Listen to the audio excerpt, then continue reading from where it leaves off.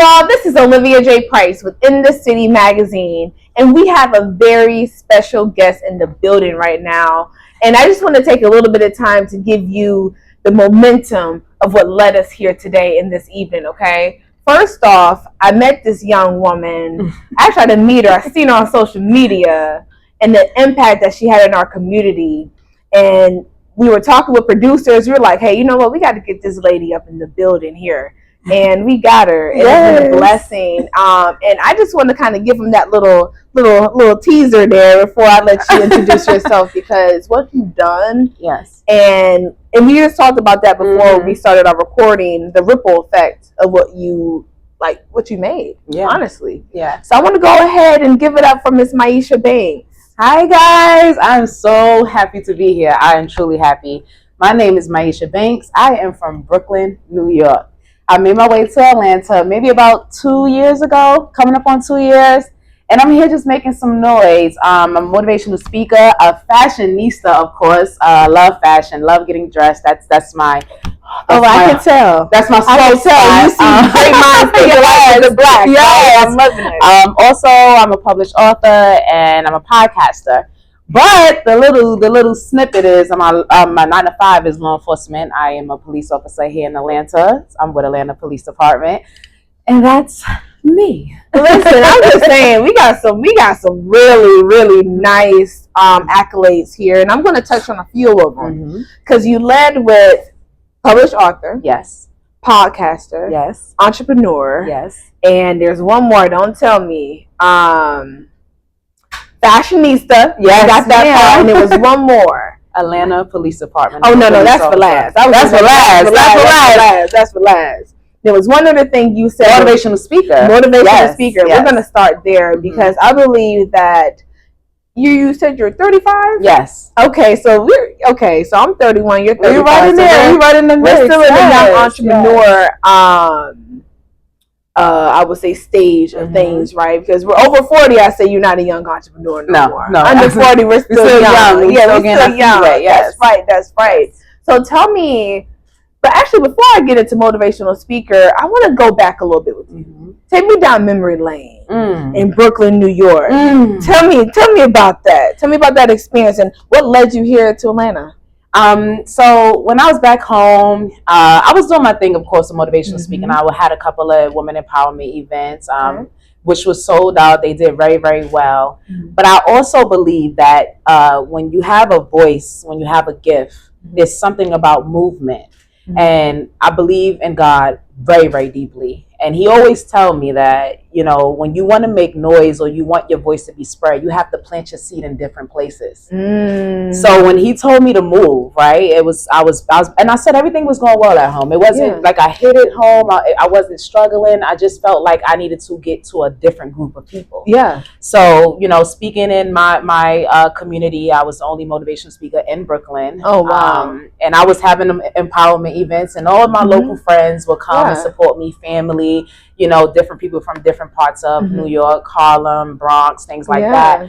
And I was just like, it's time to make a louder noise. Yeah. And that's just, I just take my voice wherever I go. It's part of me. So stemming from Brooklyn, and I want to take it back even further because you know what the saying says. They said either leaders are born or they're made, right? For me, I like to say I was a little bit of both. I believe that there's some characteristics that were just innate, right? But I do believe that through challenges in life, learning experiences through life, we become real leaders, right? True. So can you tell me, have you always been like this as a child? I have. I can believe that. I am the middle child of 3 girls my mom had, and I was honestly her most difficult child. I mean, my voice, I was probably the one that talked back all the time, right? So I always had a voice, but for some reason, like when you're a middle child, you really don't have a voice when you're younger. More so, the tension is on the oldest and the youngest. So I was pretty much silenced. That's where my gift was pretty much identified. Because I would just dream of this woman I am today. I would say, I can't wait till I get older. I'm going to say what I want. I'm going to speak what I want. And my gift really came at a really young age. I was always intuitive. I always, just was able to read people. I was always sympathetic to people's mindsets and helping them grow in direction that they need to grow. I was just that ear that, that voice in your ear that you needed.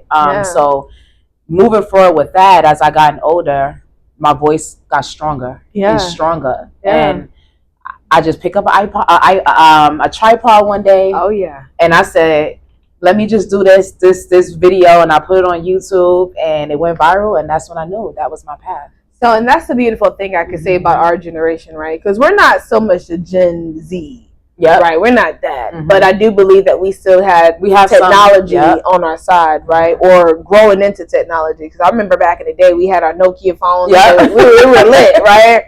So now knowing that you started off with just your tripod and your phone, and it started from there. So let's take it from there. So now that you started growing your social media presence, how did you get to Atlanta? So I remember I was laying in my bed one day, and I actually went out that night, and I'm just scrolling on social media, and because I was NYPD for 10 years in New York, I retired. Hold on, wait a minute. Wait a minute. Yes, I was in law enforcement for about 13 years. So you were in law enforcement for 13 years prior to becoming Atlanta police. 8 years in NYPD, and then the rest in Atlanta. So law enforcement, it was a lateral program, and I just seen APD. They were, recruiting in New York, and I just got up and I said, let me just go and see. I believe that when there's no resistance, then that's the path you need to take. When it expedited so fast, there were no hiccups. It left me no choice. And when I have one foot in, I don't pull that foot out. I just add the other. So it was impulsive. It wasn't a thought process. I did not plan. I did not say, okay, 3 months, I'm going to. What did your family say? They're not even shocked at this point. They're like, all right, she's just the one that lived fearlessly. She's the one that really don't hesitate on the direction that she wants to go. And whatever I see, I bring to life. Whatever I vision for myself, I bring to life. And I just get bored fast. I need something new frequently. But instead of, expecting that, I put myself in those positions. I love being uncomfortable. I love it. And that's, I'm going to piggyback on that when it comes to uncomfortability. A lot of people tend to shy away when it's uncomfortable. Right? So I can tell from my research that I was doing on you, right? Of course, I did my research. I be digging. But it's all for good stuff, right? Because when you're in front of me, I need to know who I'm talking to, right? And the magnitude of what you hold. Because one thing I see about you, when I was listening to your podcast, I'm like, dang, this girl is the confidence. But people don't understand that confidence comes from you being uncomfortable. And challenging that and facing it forward. Some people turn around and like, oh, no, it's too hard. Exactly. No, I love the fact that you said, no, I'm doing it now. That makes it even more harder, right? So I love that, and I can feel that energy about you, because we're going to leave that for our second cut. We're going to leave that for our second cut. Your ripple effect that you had in Atlanta, only being here for 2 years. So moving so fast. Really fast. I want to go back to Brooklyn real quick. So you're in Brooklyn. You woke up one day and said, you know what? Hey, this is it. I'm making that move. So do you have any children? No. Okay. No children. That made it much easier. I was going to say. That makes it. Because leaving all of your family and coming to the South. That's a big move. I mean, when I thought about it, for some reason, for a very long time, actually, I studied the law of detachment. And people look at that like, oh my God, you're so cold-hearted or this and that. No, what it means is that you don't react or make decisions upon your emotions or attachments. So you separate the things that you want to accomplish from the attachments of that plays on your emotions. So when I thought about leaving, and I'm like, okay, my family, they'll be okay. This is my path. This is my path. This is my direction. And if anyone's going to break the curse over my family, it will be me. And that's what's going to happen. And I love that. Because one thing I can say, when I left Florida, I'm originally from Florida, and I've been here in Atlanta since 2013. And that was one thing my mom was like, you don't leave your whole family behind. Yes, I'm like, ma'am. yes, I am. Because one thing I realized, even though I come from a smaller city, not like Brooklyn, but I would say that everyone knows each other for the most part. Yeah. So having that courage to say, you know what, no, it's something, for me, I looked at better. I need something better. I need something more. Yes. And that was my job that let me, the detachment was nothing for me. Mm-hmm. So there's some. So you have that too as well. They'll be all right. It's really a good skill to have. Yes. It's something that really, I think people don't really focus on their mind. And if you practice the mind control and the mindset of how you want your life to go, it's so much easier. So much easier. It's like 5, 4, 3, 2, 1. Let's do it. Simple rocket ship. Let's take off. So let me ask you this: growing up in Brooklyn, did you always envision yourself? Well, I know you say you always been ambitious, but did you ever envision yourself being in law enforcement?